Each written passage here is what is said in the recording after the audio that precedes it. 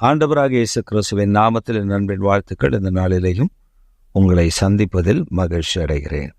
இன்றைக்கு நம்முடைய தியானத்திற்காக தெரிந்து கொண்ட வேத வசனம் என்னாகமத்தின் புத்தகம் 24ஆம் அதிகாரம் 1ஆம் வசனம். இஸ்ரவேலை ஆசீர்வதிப்பதே கர்த்தருக்கு பிரியம் என்று பீலேயாம் கண்டபொழுது. இஸ்ரவேலை ஆசீர்வதிப்பதே கர்த்தருக்கு பிரியம் என்று பீலேயாம் கண்டபோது. முதலாவது, இஸ்ரவேலை ஆசீர்வதிப்பதற்கு கர்த்தர் பிரியம் என்று ஆண்டவர் சொன்னார். ஆனால் இப்பொழுது இந்த பீலேயாமுக்கு அது தெளிவாக தெரிகிறது. இஸ்ரவேலை ஆசீர்வதிப்பது தான் தேவனுக்கு பிரியமான காரியம் என்று அவன் புரிந்து கொள்ளுகிறான். இன்றைக்கும் உங்களுக்காக எனக்காக கர்த்தர் இந்த வாக்குத்தத்தத்தை தந்திருக்கிறார். இந்த வார்த்தையை கொடுப்பதற்கு காரணம் என்ன? நமக்கு எதிரடையாக விரோதமாக எழும்பி நிற்கிற ஜனங்கள் நமக்கு தீமை செய்ய முற்படும் போது அவர்களால் அதை செய்ய முடியவில்லை என்று அவர்கள் அறிந்து கொள்ளத்தக்கதாக வேதத்தில் நீங்கள் உற்று கவனித்தால் சில ரகசியங்களை நீங்கள் பார்க்க முடியும். ராகாப் என்ற ஒரு வேசியை குறித்து யோசுவாவின் புத்தகத்தில் நாம் வாசிக்க முடியும். இந்த ராகாப் என்னிடத்தில் ஒற்றர்கள் 2 பேர் இஸ்ரவேல் ஜனங்களிடத்திலிருந்து எபிரேயரிடத்திலிருந்து புறப்பட்டு போகிறார்கள். அவர்கள் அங்கே போய் அந்த ராகாபிடத்தில் இருக்கும் பொழுது ராகாப் ஒரு காரியத்தை சொல்லுகிறார். நீங்கள் ஒற்றர்கள் என்று எனக்கு தெரியும், ஆனால் உங்களை குறித்த பயம், உங்களை குறித்த நடுக்கம், உங்களை குறித்த வேதனை எங்கள் ஜனங்களை பற்றி பிடித்திருக்கிறது. எரிகோ முழுவதும் உங்களை குறித்து அவர்கள் பயந்து கொண்டிருக்கிறார்கள். அதனால் கதவை மூடிவிட்டார்கள், அந்த வருகிற வழியெல்லாம் அடைத்து விட்டார்கள். இதெல்லாம் அந்த ராகாப் இந்த ஒற்றரிடத்தில் சொல்லுகிறார். அவர் சொல்லுகிறார், நிச்சயமாய் கர்த்தர் உங்களுக்கு இந்த எரிகோவை கொடுப்பார் என்று எங்களுக்கு தெரியும். ஆம் பிரியமானவர்களே, எதிராளிக்கு தெரியும் கர்த்தர் நிச்சயமாய் உங்களோடு கூட இருக்கிறார், நம்மோடு கூட இருக்கிறார், கர்த்தருடைய பிள்ளைகளோடு கூட இருக்கிறார் என்பது சத்ருவுக்கு தெரியும். அவர் இஷ்டத்துக்கு நம்மை ஒப்பு கொடுத்து விட மாட்டார். அவர் நம்மோடு கூட இருக்கிறார் என்பது எதனால தெரியுமா தெரியும்? சத்ருவின் இஷ்டம், சத்ரு நமக்கு செய்ய வேண்டிய காரியங்கள் சத்ரு கொண்டு வந்து நிறுத்துவார், இதெல்லாம் செய்துவிட வேண்டும் என்று. ஆனால் கர்த்தர் சொல்லுவார், இல்லைப்பா, நான் என் பிள்ளையோடு கூட இருக்கிறேன், அவன் மேலே நான் பிரியமாக இருக்கிறேன் என்று காண்பிப்பார். இன்றைக்கு உங்களை பார்த்து தான் சொல்லுகிறார். சத்ரு ஒருவேளை உங்களுக்கு விரோதமாக எழும்பி நிற்கலாம், நீங்கள் பயந்து கொண்டிருக்கலாம், இதை நான் எப்படி மேற்கொள்வேன் என்று சொல்லி பயந்திருக்கலாம். ஆனால் கர்த்தர் ஜெயம் கொடுக்கிறவர் என்பதை மறந்து விடாதிருங்கள். கர்த்தர் வெற்றி சிறக்க பண்ணுகிறவர் என்பதை மறந்து விடாதிருங்கள். ஒரு சமயம் சரியாக 2022 டிசம்பர் 30ஆம் தேதி காலையிலே நான் சபைக்கு போய்விட்டேன்.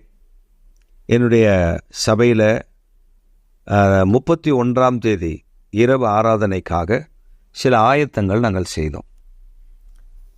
அந்த பல்பு வெளியில் டெக்கரேஷன் பண்ணுவதற்கு சீரியல் பல்பெல்லாம் போட்டு எல்லாம் மிக நேர்த்தியாக செய்துவிட்டு நாங்கள் மாலை ஒரு 3 மணி போல வந்துவிட்டோம்.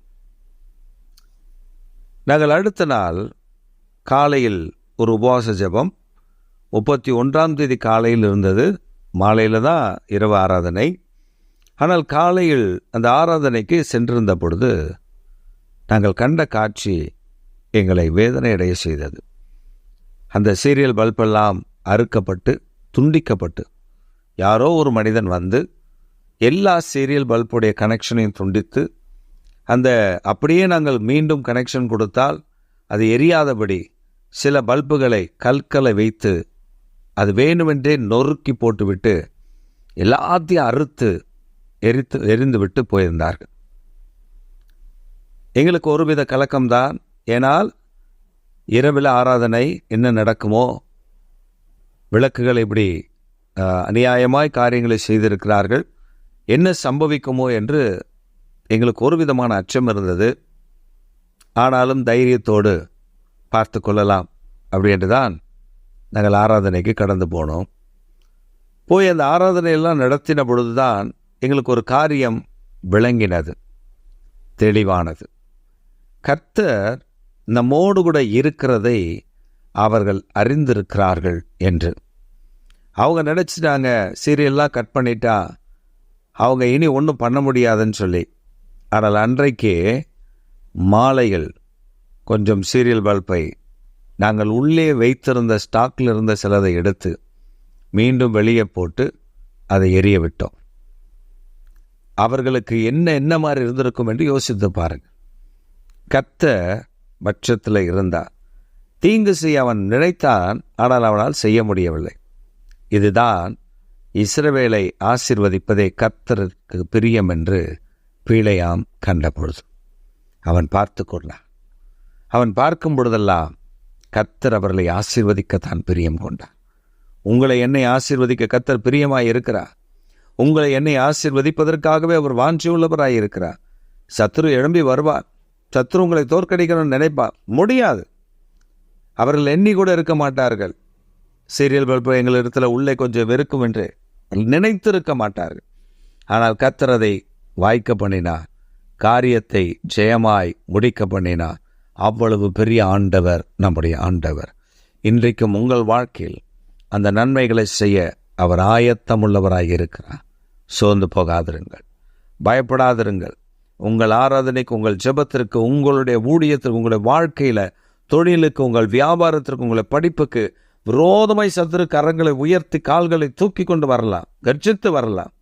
அதனால் ஆவியானவர் சிம்பிளாக ஒரு கொடியேற்றுவார். நான் என் பிள்ளைகளோடு கூட இருக்கிறேன் அப்படி என்று அவன் தலதெறிக்க ஓடிவிடுவான். இன்று ஒரு அற்புதத்தை உங்கள் வாழ்க்கையில் காணப்போகிறீர்கள். ஆமேன், ஆமேன்.